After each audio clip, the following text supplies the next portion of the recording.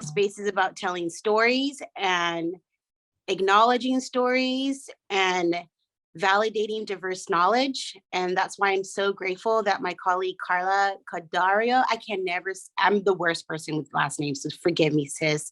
But Karla and her partner are the founders of Glassless Minds. And in North County, if you're a poet, you know Glassless Minds. We do miss them, and hopefully we can figure out some future programming via Zoom or like social media. But Karla is an educator. She is an artist and a poet. I'm so grateful she said yes to us with all her tasks that she has to do as a teacher, especially in a pandemic. But I'm hoping this conversation continues to lift her up in spirits and come back to Glassless Minds and just have fun with us. And so I'm really curious about the conversation that we're going to have today between two poets. So Karla, I'm going to pass it to you right now. Thank you. Thank you so much, Dinah. And if y'all know Dinah, please throw all of your love. The two invitations I give y'all today is that we have the chat. So if you hear something you love, you want to comment, you want to provide a affirmation, please use the chat to do so. Again, it's not the same, right? When we can't go to the exhibit, feel each other's energy.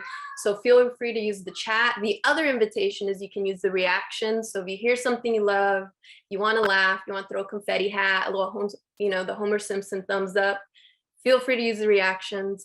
Shout out to Hill Street Country Club for always creating programming and inviting artists, particularly diverse artists and artists of all ranges of experiences. We need our voices and we need these spaces. So we're so grateful for the opportunity. To start us off, I do want to give a land acknowledgement from the space in which I am zooming from. I want to acknowledge the land of the Lusueño peoples, as well as the Kumeyaay, giving us the privilege and the opportunity to be here today on a Saturday.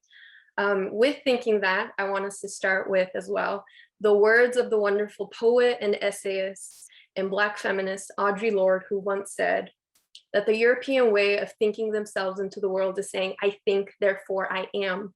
But the artist's way of thinking and seeing themselves in the world is saying, I feel, therefore I'm free. In that, she says that poetry coins the language to express and charter this revolutionary demand in the implementation of freedom. So I want to thank all of you that are zooming in today to be a part of that freedom with us. I am so excited to be in conversation with our amazing artist, Andrés Hernandez, whose exhibition, Crying on the Blue Line Trolley, is now featured and presented up at the Hill Street Country Club. So if y'all are from North County, San Diego, or San Diego, make the drive up, come visit the space, support the artist, and appreciate what they've created. Now, our conversation today is so important for a couple of reasons. One, we walk through an art exhibition, we see the art and the done product. But a lot of times when we think as writers and poets and artists, nobody gets to see behind the scenes, the labor, the dedication, the sweat, the blood, the tears, craft, process that goes into constructing these polished, finalized pieces. Very similar to the way we think about poetry and storytelling and the pieces that Andrés has created for us to view and appreciate. So I want us to take this short amount of time to just talk about process and talk about how poetry and hybridity come together to tell a story about the complications and celebrations of the border through, and more importantly, through the lens of Andrés Hernandez. So if y'all can give a huge virtual round of applause to Andrés, we would love to introduce her into the space. So if y'all want to throw one of these, woo, woo, yeah, we got all the virtual claps and everything. Andrés, welcome. If you'd like to kind of unmute, say hi, hello. How are you feeling? Your exhibition is up and ready for the world to view. How you doing? Hi, thank you so much, Karla, for wording that in such a beautiful way. And thank you so much, Dinah, Delana, Margaret, Astrid, and everyone who's part of the Hill Street Country Club team for making this happen. I feel really lucky and appreciative of such an amazing group of people that can make spaces like these happen, even if it's virtually. And yeah, I feel, you know, it's always weird to put yourself out there into the world. So it definitely feels like something new to me. I've never had a solo exhibition, and like much less in some, like the only exhibits that I've had are in Tijuana or in San Diego. So like to go out there in Oceanside and leave my babies up there for people to just see them and form their own opinions about them. It's interesting, and it's a little conflicting at times because you want to be as explicit as possible, but when with art, there's only so much you can do to drive in a message. So I feel like that's where my writing comes in. Yeah, I love that. And I think we can also view, you know, poetry and the stories and the things we publish out into the world as, you know, our babies that we work so hard to birth, and then they're no longer ours. And in a sense, it belongs to the world and their interpretations of how we see those things live. And so I want us to start with maybe the question of how a lot of the work, your poetry as well as the art, speaking together, is a lot in conversation about the border. And so maybe you can start us off with what your relationship is with the border. What's your historical context to what that relationship looks like? Where did it start? Did it start with San Diego and Tijuana? And how did that then begin to manifest into what you've created for Crying on the Blue Trolley Line? Well, for those who don't know me personally, I'll just start by saying that my family comes from a long history of migration, not immigration, but everyone in my family has, or like is living currently in different parts of Mexico. A lot of my mom's family, or my mom's side of the family, comes from Guadalajara, and the rest of my family comes from Ciudad de Mexico, but they all migrated around the 70s and the 60s over to Tijuana. And so my grandparents were the first kind of like generation that grew up in Tijuana. And as a child, I grew up just very near the ocean, the sea, and the border. So for me, these landscapes that I photograph now as an adult have a lot of significance to me and meaning to me, because they're just the places that where I used to go to reflect and kind of be by myself and think about my feelings and process them and be able to find alone time to write. So yeah, I feel like that's a little bit of the background as to why I'm so connected to these landscapes. They're not just like any random landscape that I chose to photograph.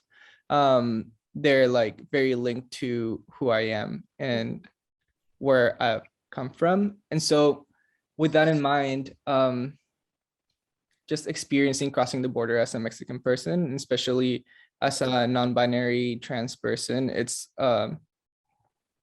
very interesting because everyone will have different stories to tell about their experiences with the border. But for me, I related a lot to the way that I express myself and the way that I have to constrict my gender expression to fit what is on my ID currently, and for the CBPs to, or like the Border Patrol to not ask any questions regarding that. As well as, you know, just working in Tijuana and having to navigate a city that is like so beautiful, but also so unsafe for queer people. And me as a teenager, I always used to like cross the border to go to the Hillcrest LGBT center to kind of find a community there of people that I could relate to and that I could like talk to. And so for a lot of years that represented a safe space for me, like coming over to the US and just being able to live a little bit more freely as a queer person. And then that evolved into me finding my partner here in San Diego, and then having the pandemic come in between us in that way.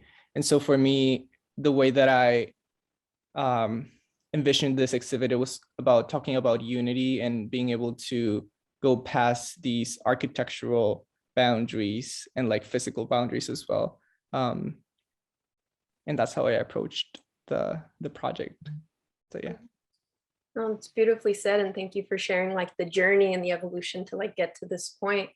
And I think that's one of the most exciting things of this exhibition, more importantly, these spaces, is that, you know, we have a lot of politics and news and pop culture, this kind of monolith understanding that stigmatizes these already perpetuated images of what border looks like. So we think of border fence, border agents, ICE.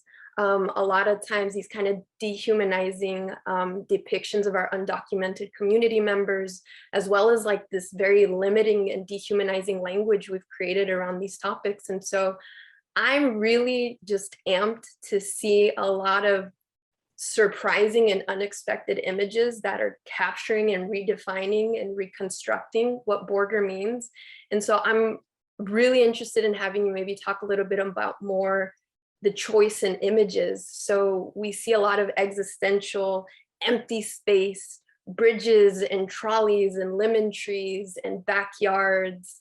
And I wanted to see if you could talk a little more about, from your experience, what has drawn you to these particular archetypes to kind of define and present your understanding of you know, ni de aquí ni de allá, border and these separations.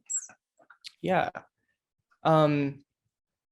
Well, in thinking about my art, I don't really gravitate towards any set iconography. I feel like a lot of queer and Latinx writers and poets and just artists in general are a little bit either forced or just, you know, it's just coincidence, but they are kind of like recycling this like iconography that you're expecting to see from Mexican art. Like I've had so many people come up to me, especially when I was starting to do illustration, and I was using these very like light pastel colors and painting with like a very much just like self-informed illustration style that came from, you know, influences from like Japanese drawing style, or like different line work, or different like techniques that don't necessarily come from Mexico, but are very dear to me in the way that I grew up, and have like different meanings to me. But a lot of people came up to me and they were like, you should make like more Mexican art because you're Mexican. And I'm like, whoa, what does that even mean? Is it not Mexican enough because like I'm making it, so it should be Mexican enough? I'm probably not the art that like gets more recognition or is more out there. But for me, I kind of like that stuck with me. And I was like, you know, I need to be as true as possible to myself. And the way that one expresses their identity is not related to the iconography that is like most related to the art that is made in the country that they're from, if that makes sense. Because if you think about it, yes, I'm from the same country as all these like big artists that have changed the history of Mexican painting and Mexican photography and all of that. But if you look more in depth into them, like not all their art was like iconographic and like not instantly like memorable, and therefore not instantly like recyclable, if that makes any sense. But for me, I just wanted to be true to myself and be like, what does my eye gravitate to? And during the pandemic, there was a whole year and a little bit more, a couple months, in which I couldn't see my partner or I couldn't cross to the US to see my partner, Neville, to be able to, you know, just interact with my friends and reunite with them and see the places that I used to visit so often when we were dating without any restrictions from the border.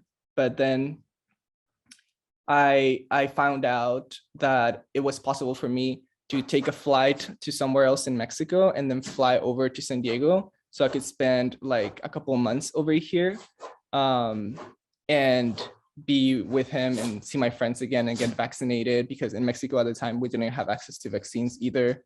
So during that period of time, I was asking myself, because Dinah had proposed to me like the exhibit, and I was really thinking about what I wanted to do next.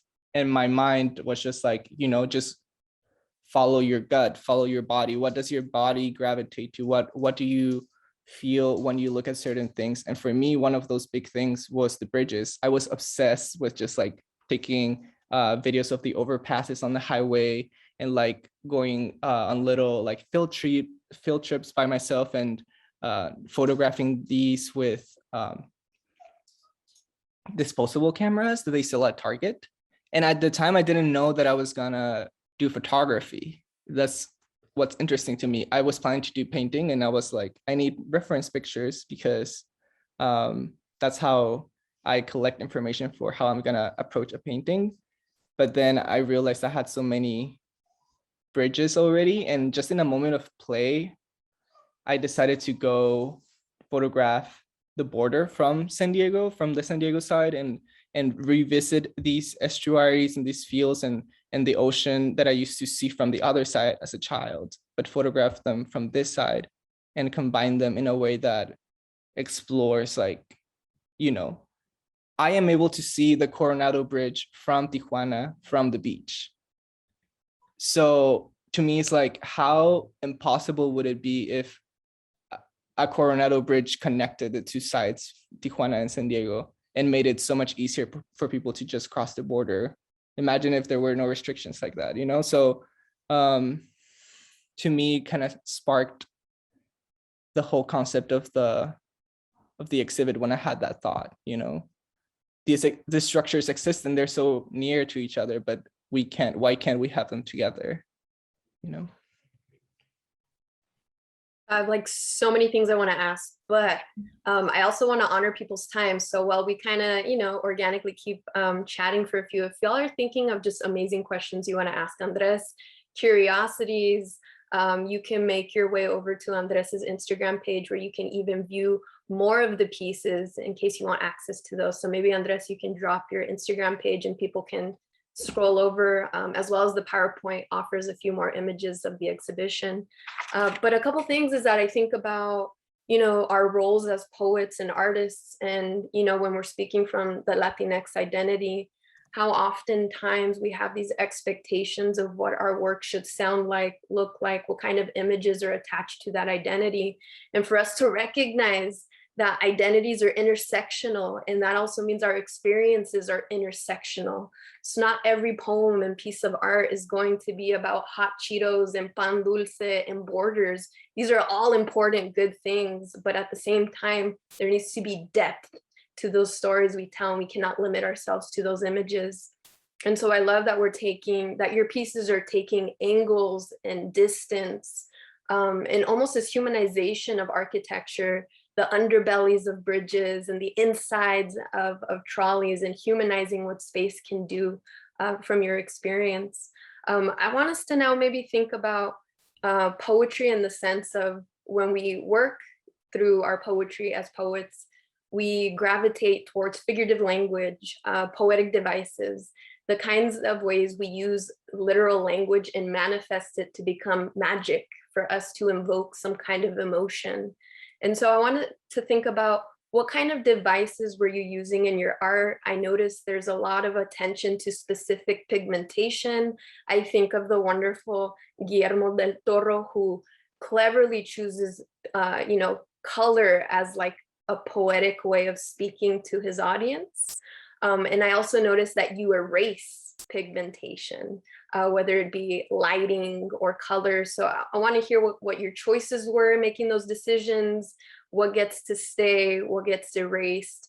And when we think about like hybrid pieces of art, like what kinds of devices did you use aside from erasing to make those decisions? Yeah, well, I love that you touched on color and my use of color, because that's something that's really personal and important to me. As I mentioned before, I had the opportunity to grow up very near the beach and the border in this neighborhood called Playas de Tijuana in Tijuana. And so for me, I grew up just like looking at these colors and being gravitated to them. The sandy color of the sand, like the light brown, and like the deep ochre of the border fence. and also just the blue skies. For me, very soft colors like that evoke a lot of peacefulness and also just some sort of like very intense sadness within me, but like in a good way. Like it's more of a reflective sadness just because of the relationship that I had with my parents at the time as a queer person growing up, and like an aspiring artist this way who who you know, was just trying to survive. And oftentimes I would feel so isolated and just like gravitate towards these scenarios and just contemplative spaces. So in a more technical sense, my use of color is just the way that I talk to the audience. Like I want them to be immersed in that space or like revisit that space with me, these memories of me growing up, but also kind of pointing towards the future in the way that it opens a possibility for reimagined scenarios. You know, I am really intrigued by the idea of cities and how a city can be a container of people, but also a container of emotions. So for example, in one of the poems titled Crying on the Blue Line Trolley, like the same title of the exhibit, I wrote about how much pain can the city hold in a day. And for me, talking about that is, you know, there's so much shit happening every single day, and like how much more can people take until it breaks, you know, until the city just like breaks apart because it's so full with pain, but also, you know, so full with beauty and so full with other things. So just thinking a little bit about that. And, you know, once you have lived in a city for enough time, like I did in Tijuana, living all my life there, and still living there, you just, each place that you visit might hold a different memory for you or might hold a different pain for you. Me, for example, I had a very toxic relationship when I was 22. And you know, those places that I used to love so much got tainted because of that. Or I was also sexually assaulted at my university. And so like every single day that I would go to university, like I would think of that and be reminded of that. And that place for me was like tainted in some way. So when I take the photographs, and from a more technical standpoint, like I took these photographs on disposable cameras. I had them printed on at a developer, and then I took them home, observed them, and with an exacto like knife, I would just like cut them. So the process is so like handmade and physical. And for me, when I would see these landscapes of the border and landscapes of what reminded me of my growing up in Tijuana and my growing up in San Diego, for me, it was just like, you know, these places might hold a little bit of pain, but together they create a new possibility for me. They create a new space where I can reimagine better memories, better, you know, better moments and a better future, I guess. And that's pretty cool because I start the poetry scene. I don't know if we've introduced these to the audience, but I think it's perfect because I start my poetry scene with a quote that says, it's like we're erasing like bad memories and replacing them with beautiful ones. And it's interesting because I found this little scribble in one of my journals from 2018, and it didn't resonate until now. So that's why I included it in the poetry scene. But yeah, I think that answers the question. No, you did an amazing job. I couldn't have asked for a better response, but I love the idea of literary devices in your art as a city as a container of people, a container of emotions to create new possibilities and new images. So beautifully, beautifully said. I want to go ahead and do a check-in and honor time. I know we started a little late. I want to do a check-in with Hill Street. Hill Street folks, did we want to open up for Q&A? Are we pushing for like 140, 150? Just kind of want to honor everyone's time. Probably like 150. I feel like we can talk about specific pieces. I love it. Let's do it. Okay, awesome. So as Andres had mentioned, there's a poetry chat book. So now the question is, how does the poetry come into conversation with the pieces at the exhibit? And so maybe to talk about specific pieces that we can gravitate towards, Andres, do you have a favorite poem that might complement a particular image that maybe we can hear you read? I would love to hear you read your poetry. And then if possible, pull up the image that complements or speaks with that piece.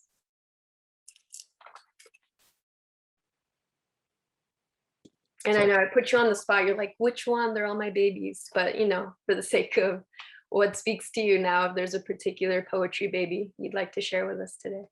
I think I would like to read one of the more relaxed poems, because a lot of these poems deal with a lot of just trauma and just dealing with that. So I don't want to make anyone feel uncomfortable. So I'll read one of the more relaxed ones, I guess. But yeah, just to introduce the scene to everyone, this is a scene that I wrote in the process of making the exhibit, just to give you an idea of how my brain works.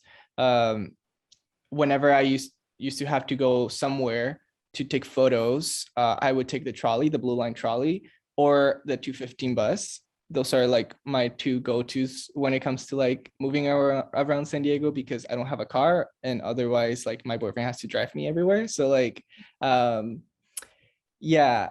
So when I'm on the trolley and I'm just like waiting for my next stop, my brain just like starts writing like on its own, just coming up with these phrases. So that's how I basically came up with most of these poems that were like in the process of moving somewhere to go take photos of the landscapes. And it's like a pretty special method for me, just because, you know, once you visit these places and you leave, or like you're about to go, you wouldn't think about, I don't think a lot of people think about this, but once you revisit a place, depending on your experience that you had previously in that place, like it can inspire you or re-spark memories that you probably forgot about. So for me, that was the case. I was like remembering all these things and just like writing them down and putting them together into little poems. So yeah, just to give you an introduction, the poetry collection is called My Mother on the Other Side of the Pool, Calling Me Back to Her Wet Arms. That's the title. And it deals with, you know, my growing up as a Mexican queer child in a Catholic family, retelling a lot of, you know, being kicked out of my home, and also my abusive relationship, my assault, and then finally just like the border surrounding all of that, and San Diego as a city, Tijuana as a city. So if you're interested, I think the scene is going to be available at the gallery. I don't know yet where else it'll be available, but I think at the end we'll share more details about that. In the meantime, I can read you this poem. It's titled By the Side of the Road, a Plastic Bag Swirls.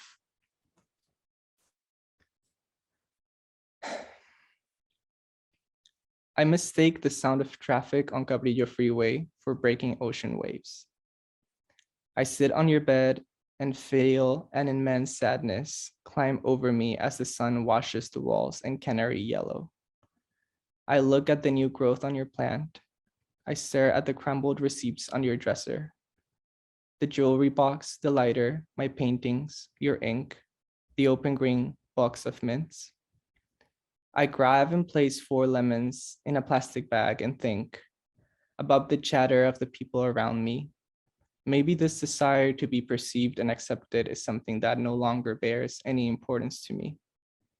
I wish to move to a small beach town at the end of the peninsula. Take with me my sweet love and our cat. Fill a car with embroidered pillows. Take 2 tangerines to peel on the way there. I live in summer with a free body. I lean against windows on the 5th floor of a downtown apartment complex. You can still call it living, even when nobody's watching.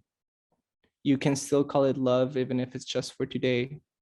For us, no thought of tomorrow or the end or quietly dying next to each other. I think about the sweat on our palms when we run across the street on a green light. Get to the other side, hold on, wait for me, we're almost there. I listen to the heavy drumming of the city.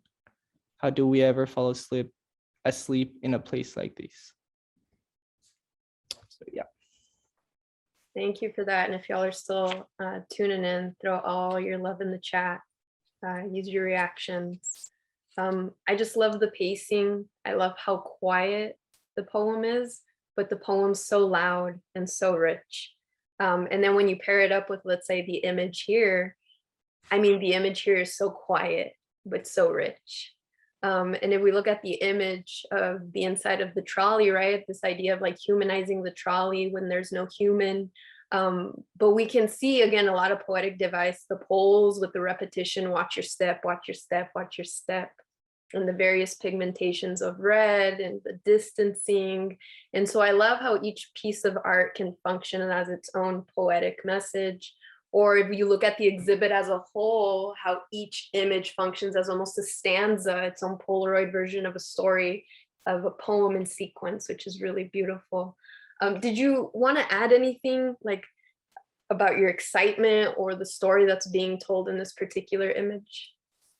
Yeah, for sure. This is a very special image for me, and that's why I chose it to be like kind of like the centerpiece in a way of the exhibit. If you go to the gallery, you'll see that it's like facing the windows, facing like the outer public. And I think it's perfect because it just summarizes the experience that the viewer in my mind should have when visiting the exhibit. You know, when you are in the bus, you pretty much just sit there and do nothing. Like you don't have any other option but to just like observe your surroundings and maybe listen to music, but you know, you're watching outside in the windows, you're just watching the city and the life of other people just go by.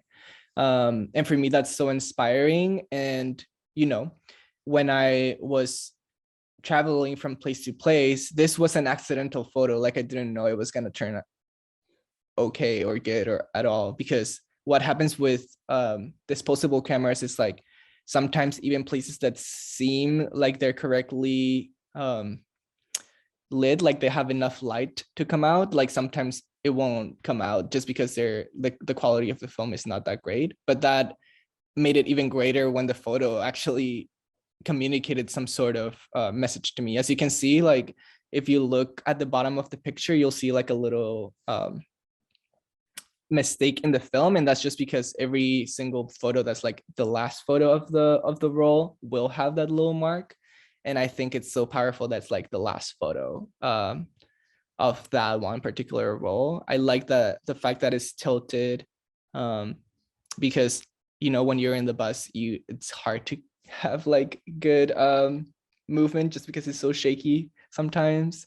And yeah, I remember I was telling Diana and the Hill Street team the other day about how I took this photo and I thought it was great, but then I noticed that the windows had like an info sign for an insurance company, and I was like, I can't include that because it has the name of the insurance company. And so for me, I was like, okay, if I'm playing with this idea of like subtle collaging where people are almost like not even noticing that it's two different pictures put together, you know, the bridges and the border, I can like put a little subtle collage here too and make the windows be the ocean as well. And just playing with that idea of the pain that the city holds, maybe that's represented with water, or like I think about impossible scenarios as well. Like, okay, how possible would it be to have a bridge across the border? Like construction wise, it's not impossible. And for example, there's buses that go undersea as well. That's not impossible, but obviously not in such a, like, it doesn't look like it, but it's possible still, you know? So I think with the collaging, that's kind of like the deeper, more personal meaning for me. I love it. Thank you. And I speak for myself, but I think everyone else in here, that I think we love your mistakes and you should continue to make more mistakes, because really, really enjoying, you know, all the pieces that we get to kind of deconstruct and appreciate for just a single one. With that, I know it's 1:45, so I want to honor y'all that came through today, listening and just being so lively in the chat, that if y'all have questions for Andres, a particular piece that you saw on her Instagram, or any of the topics that we've discussed today, feel free to drop them in the chat, or feel free to unmute yourself, and we're here for it. So we'll wait and see if folks got any questions. If anybody wants to come through.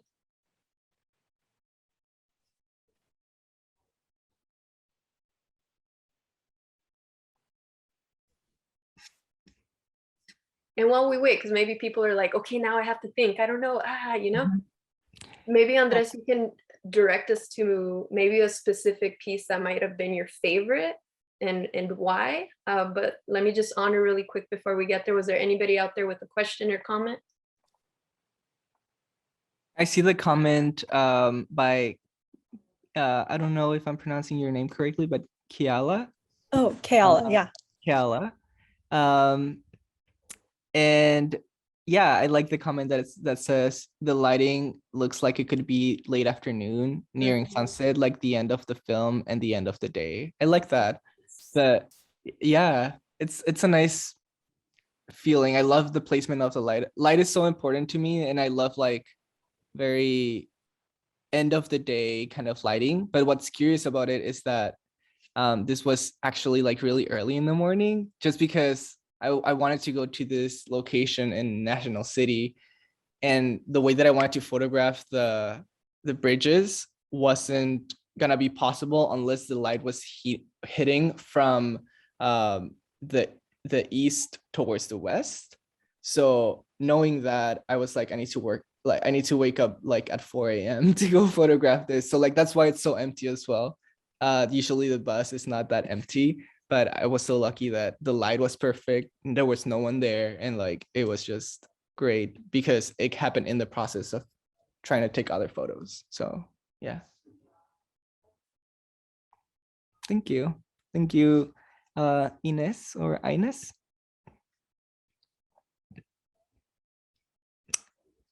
Yeah. Favorite piece, I would say, I don't know who's controlling the PowerPoint, but can you go to the one before that? Oh, the one. Maybe actually another one. That one. Okay. Yeah, I think this one is my favorite one just because it was the first one that I made. When I had this idea, it's like it looks just like what I had in mind when I woke up this one morning, and I told Neville. Neville was sleeping next to me, and I told him, hey, I think I need to start again, because I was already painting like another thing for this show, and had spent like a whole month painting landscape. And I told him, hey, I think I need to drop the painting and like do photo, and I've never done it before. And he was like, are you sure? And I'm like, yeah, there's no way. Like the message in this exhibit needs like photo, and I need to do like collaging. And he was like, what? Like, I don't, what? So when I imagined that, when I imagined the collaging, the subtle collaging, and like the trying to trick the eye into thinking that it's just one photo, I thought about this picture. I thought exactly like how it looks. I cannot describe how happy I was when I put those pieces together, and I was like, wow, this is just like how I imagined in my mind. And for our artists out there, or like even writers, when you start making a piece, part of the magic is that sometimes it'll look completely different to what you had in mind. And that was the case for a lot of my pieces. But for this one, it was just exactly what I thought it would be. And it did have a nice surprise for me as well, because even without noticing it, before I even pasted the two pictures together, I didn't notice the kind of cool shadow that it looks like the bridge is casting. And for me, that was like, oh, I just think these two pictures look cool together, right? Pasted it, and then after, like the day after, I realized, whoa, like the shadow looks like it's coming from the bridge and not from the border. Like, that's cool. So kind of surprises like that make it my favorite piece. So yeah. Thank you so much, Andres. And I didn't even notice that this was like a compilation of two images coming together. They just look so fluid and so intentional. So I think it was beautifully, beautifully done. With that, folks, it's 1:50 p.m. on a Saturday. I want to thank y'all so much for coming through and supporting Andres's work. If y'all haven't yet, please continue to follow Andrés Hernandez on Instagram. Feel free to drop that handle one more time, as well as myself on Instagram, Karla Flaca 13. I'll drop that. Please know that we are artists in our community and forever resources to you. So if y'all are thinking of collaborating, wanting to figure out how to tell your own story and how to stay connected, please reach out to us anytime. With that, if we could give some kind of virtual round of applause, yay, to Andrés, to her beautiful show that is now available at Hill Street. And I would love to hand it over to back to Hill Street Country Club so they could close us out.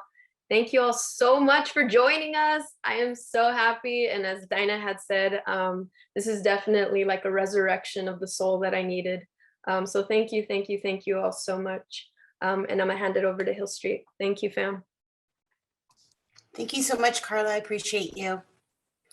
And thank you, Andres. This is such a beautiful experience. I'm so grateful that people are holding space with us today and listening. And I hope listening becomes an action, because I heard a lot of like problems that we need to solve. We need to live in a world that's more non-binary and borderless. And so please find ways that you can be supportive of non-binary artists and artists that are trans-border, if they're coming from Mexico, Haiti, wherever. Just be more supportive and share that empathy in action. So please remember, the chapbook is for sale. You can visit our website and purchase and pick up at the space, or we can mail it to you. You can donate to the Hill Street Country Club by visiting our Venmo account at HSCC Art.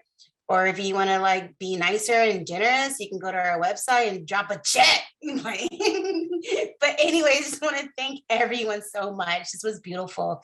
And don't forget to follow Glassless Mind. So whenever Glassless Mind opens back up with poetry nights online or in person at the Hill Street Country Club, please follow and show up. It's a great experience. That community is so diverse and young and multi-generational and non-binary. Like, we have some amazing, brave youth in our community who just show up. Because if you don't know anything about North County, it's very difficult to be diverse, but Glassless Mind brings all the kinds to our space, and we're so grateful for it. So please follow Glassless Minds and check out Karla. Karla has an amazing book, How to Pull the Earth Apart. And one of our exhibition artists, Juan Baez, we call him Charlie, is the artist of that book. So please Google that or check out Karla's like Instagram and in the chat and visit us more often. Thank you, everyone. Have a beautiful weekend.